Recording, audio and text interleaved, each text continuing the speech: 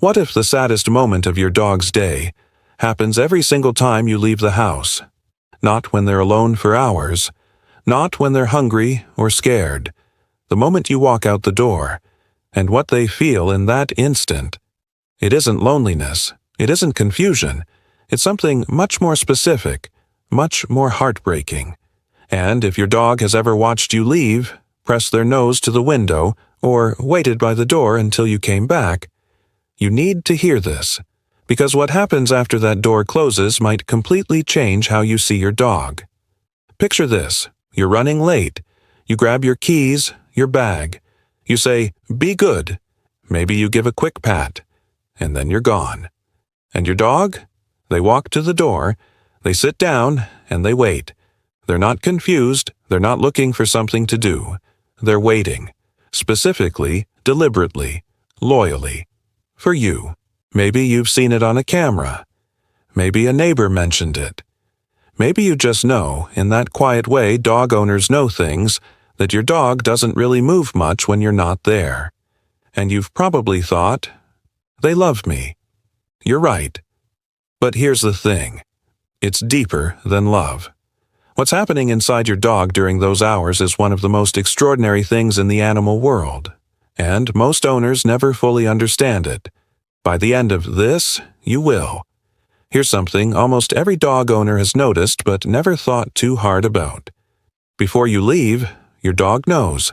Not when you pick up your keys, not when you say goodbye.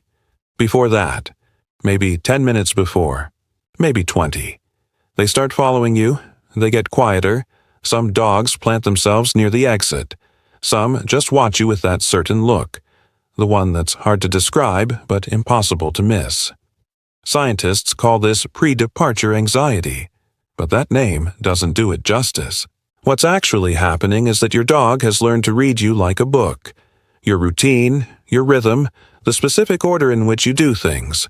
The shoes before the jacket, the bag by the door, the way your voice changes when you're about to go. They've memorized all of it. And here's what makes that remarkable. Dogs don't plan ahead. They don't think about tomorrow. They live almost entirely in the present moment, but they've built a mental map of you. Your patterns, your habits, your emotional signals. So, when those signals appear, their brain activates something very specific. It's not just sadness, it's anticipatory grief. Imagine knowing someone is about to leave, but not knowing why or for how long, or if they'll come back, every single time. That's what your dog experiences at that door. But here's what most people miss entirely. The waiting isn't just emotional, it's something much more biological, and it starts the second the door closes. When you leave, your dog's stress hormones rise. Cortisol, the same stress chemical humans produce, spikes in dogs within minutes of their owner's departure. Studies measuring cortisol in dogs' saliva show elevated levels that can last for hours. But here's the part that gets to people.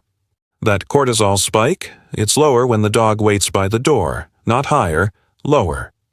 Waiting, physically positioning themselves where they last saw you, actually calms them. It's a coping behavior. The door becomes a symbol, an anchor, the last place you existed in their world. They're not being dramatic.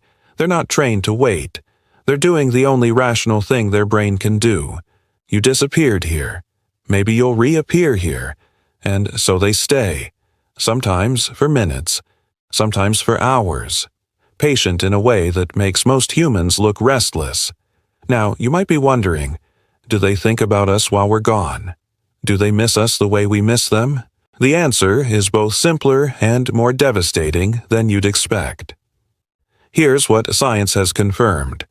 Dogs have episodic-like memory. They can remember specific events, specific people, specific experiences. Not just in terms of what happened, but how it felt. And when you're gone, your scent remains in the environment for hours.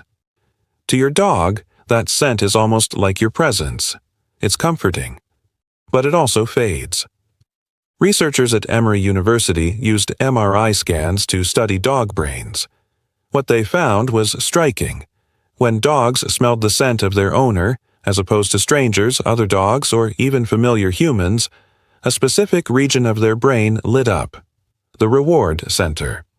Your scent alone activates the same part of your dog's brain that activates when they expect something wonderful to happen. You are the reward, not the treat, not the walk. You. And when you're gone, that reward is absent. So they wait, they conserve.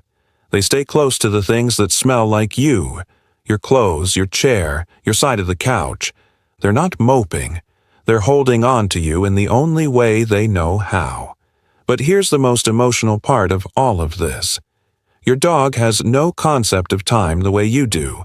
This is the part that tends to stay with people. You leave for 8 hours. To you, that's a work day. You're distracted, busy, moving through a familiar routine. To your dog, time passes differently. Dogs experience duration based on biological cycles. Hunger, light, energy, sleep. They don't understand 1 hour or 8 hours. They just know you've been gone for a long time. And here's what makes this profound. Whether you're gone for 30 minutes or 5 hours, when you come home, your dog greets you with the same intensity. That isn't a lack of awareness. That's the opposite.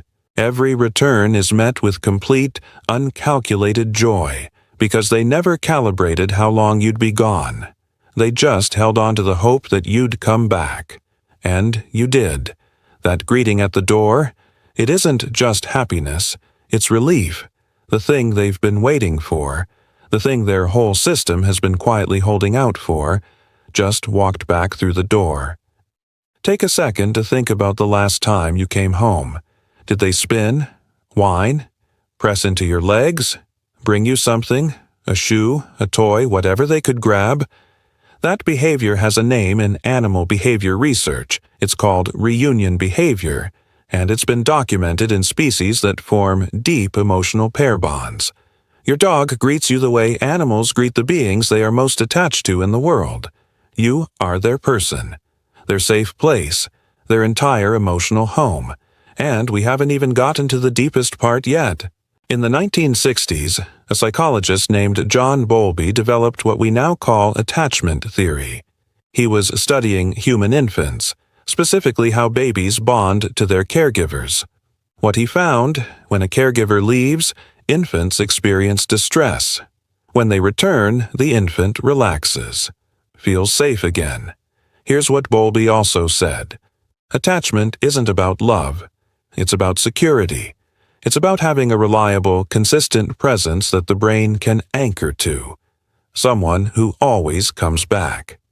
Decades later, researchers began applying attachment theory frameworks to dogs, and what they found was remarkable. Dogs show the same 4 patterns of attachment to their owners that human children show to their parents. The same patterns. Which means when your dog waits for you, it isn't just habit. It isn't just loyalty in the romantic sense we like to imagine. It's a biological, neurological attachment bond. The same kind that connects parents to children. The same mechanism that makes separation painful and reunion joyful. Your dog is attached to you the way a child is attached to the person who makes them feel safe. Sit with that for a moment. Your dog doesn't know what work is. They don't know what a meeting is, what traffic is, what stress or deadlines or difficult days feel like. All they know is this: their favorite person in the world was here. And then they weren't. And they don't know where you went. They don't know why. They don't know how long you'll be gone. They don't know if something happened. All they can do is wait. So they sit near the door where they last saw you. They sleep on your clothes. They watch the window. They carry around the hope, in whatever quiet, wordless way dogs carry hope, that you'll come back. And every single day, you do. Every single day, you walk back through that door and their world becomes whole again. They've never once blamed you for leaving. They've never once decided the wait wasn't worth it. They just love you, without conditions, without resentment, without needing an explanation.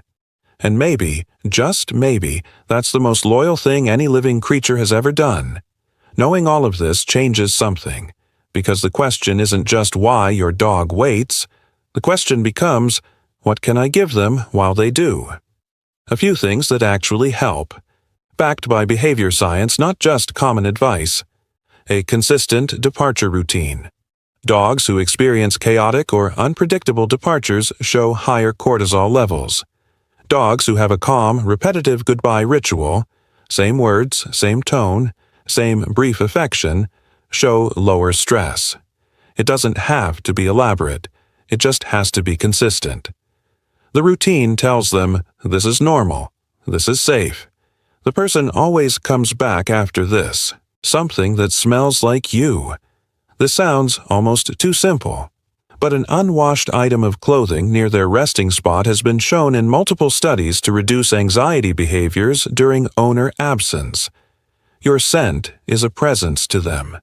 Use it. The arrival matters as much as the departure. When you come home, don't rush past the reunion. Let them have their moment. The spinning, the whining, the pressing against your legs. That's their entire emotional system exhaling. Give them 30 seconds. Full attention. Real acknowledgement. Because to them, that moment is the whole point of waiting. So, why does your dog wait for you even when you're gone? Not because they were trained to.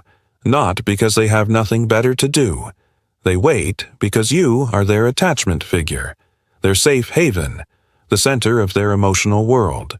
They wait because their brain, wired over thousands of years of living alongside humans, has learned that you come back.